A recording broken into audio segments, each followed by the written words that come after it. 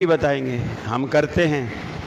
دیکھیے، ہر فعل کا کوئی فاعل ہوتا ہے، ہر منسوخ کا کوئی ناسخ ہوتا ہے۔ اگر رفع الیدین مثلا ہم کہتے ہیں سابقہ کتابیں منسوخ ہو گئی، تو ان سابقہ کتابوں کو کس کتاب نے آ کے منسوخ کیا؟ قرآن مجید نے۔ ہم کہتے ہیں سابقہ انبیاء کی نبوت منسوخ ہو گئی، ان کو کس کی نبوت نے منسوخ کیا؟ محمد رسول اللہ صلی اللہ علیہ وسلم نے۔ اب یہ تو رفع الیدین نہ کرنے والے بھی مانتے ہیں کہ جی پہلے کرتے تھے، ہم بھی کہتے ہیں کرتے تھے، وہ بھی کہتے ہیں پہلے کرتے تھے، پھر یہ کہتے ہیں کہ وہ منسوخ ہو گئی۔ اب کس نے منسوخ کیا وہ حکم دکھاؤ، وہ حکم دکھاؤ کہ جی یہ حکم ہے جس سے رفع الیدین منسوخ ہو گئی ہے اور اللہ کے رسول نے منسوخ کیا ہے۔ اور دوسری بات، یہ عقل کے بھی خلاف ہے کہ ایک کام کو اللہ کے رسول کرتے ہوں، پہلے ایک کام کرتے ہوں، پھر اسی اپنے کام کو اس طرح منع کریں کہ تمہیں کیا ہو گیا، تم گھوڑوں کی دموں کی طرح دمیں ہی لاتے ہو۔ صحابہ نہیں سوچیں گے کہ یار کل تو اللہ کے رسول خود کر رہے تھے اور آج کہہ رہے ہیں یہ گھوڑے کی دم ہلا رہے ہو تم؟ ہم نے تو آپ کو دیکھ کر شروع کی ہے، آپ کو دیکھ کر۔ وائل ابن حجر رضی اللہ تعالیٰ عنہ اسلامک ہسٹری میں، صحابہ کرام کی زندگی میں سب سے آخری دور میں اسلام لانے والا صحابی ہے حضرت وائل ابن حجر۔ جسٹس تقی عثمانی نے اپنی کتابوں میں، درس بخاری میں جگہ جگہ بیان کیا اس بات کو کہ وائل ابن حجر آخر میں ایمان لانے والا صحابی۔ اور رسول اللہ صلی اللہ علیہ وسلم کے آخری سال، رسول اللہ صلی اللہ علیہ وسلم کے آخری سال 2 دفعہ وائل ابن حجر کی ملاقات ہوتی ہے۔ آخری سال 2 دفعہ ملاقات ہوتی ہے۔ ایک دفعہ ایسے موسم میں جیسے موسم میں آج ہم یہاں پسینہ پسینہ ہو رہے ہیں، اور ایک ایسے موسم میں کہ سردیاں تھیں اور اللہ کے رسول نے اپنے اوپر ایک چادر، شال جسے آپ کہہ لیں، سردی سے بچنے کے لیے وہ آپ نے اوڑھ رکھی تھی۔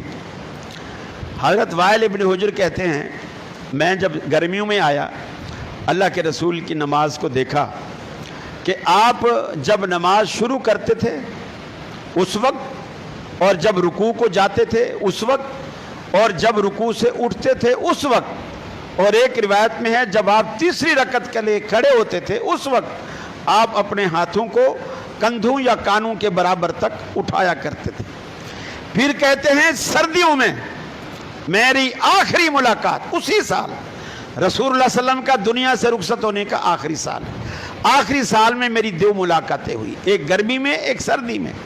جب میں سردیوں میں آیا تو سردیوں میں رسول اللہ صلی اللہ علیہ وسلم نے اپنے اوپر چھال اوڑھ رکھی تھی، لیکن جب آپ رفع الیدین کرتے میں نے خاص طور پر دیکھا آپ اپنے ہاتھوں کو شال سے باہر نکالتے، ہاتھوں کو شال سے باہر نکالتے اور کندھوں تک لے جاتے، اور پھر رفع الیدین کرنے کے بعد واپس اندر لے جا کر ہاتھوں کو باندھ لیتے۔ گویا اللہ کے رسول نے سردیوں میں سردی کے باوجود رفع الیدین کپڑے کے اندر چھپا کے نہیں کی، دکھا کے کی، تاکہ میری امت کو پتہ چلے کہ موسم چاہے سردی کا ہو یا گرمی کا ہو، یہ میری ایسی محبوب سنت ہے جسے میں سردیوں میں بھی نہیں چھوڑتا اور گرمیوں میں بھی نہیں چھوڑتا۔ آخری دور کا صحابی اللہ کے رسول کی نماز میں رفع الیدین کو بیان کرتا ہے۔ منسوخ کب ہوئی اور کس نے کی؟ کب ہوئی اور کس نے کی؟ ایک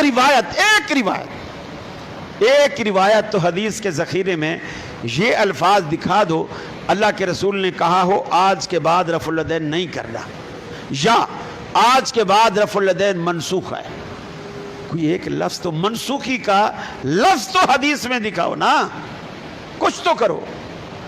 تو یہ دعویٰ دیکھو، دعویٰ تو یوسف کے بھائیوں نے بھی کہا تھا کہ یوسف کو بھیڑیا کہا گیا ہے، کہا تھا نا، لیکن آج تک اس کا وہ ثبوت دے سکے ہیں کہ یوسف کو بھیڑیا کہا گیا تھا؟ اللہ نے بادشاہ بنا کے واپس ملوایا اپنے باپ یعقوب علیہ السلام سے، اور پھر ثبوت بھی دے رہے ہیں، دعویٰ بھی ہے کہ یوسف کو بھیڑیا کھا گیا ہے، ثبوت بھی دے رہے ہیں۔ ثبوت کیا دے رہے ہیں؟ یوسف کے کرتے پہ خون لگا کے باپ کو دکھا رہے ہیں، اور یہ قرآن کہتا ہے۔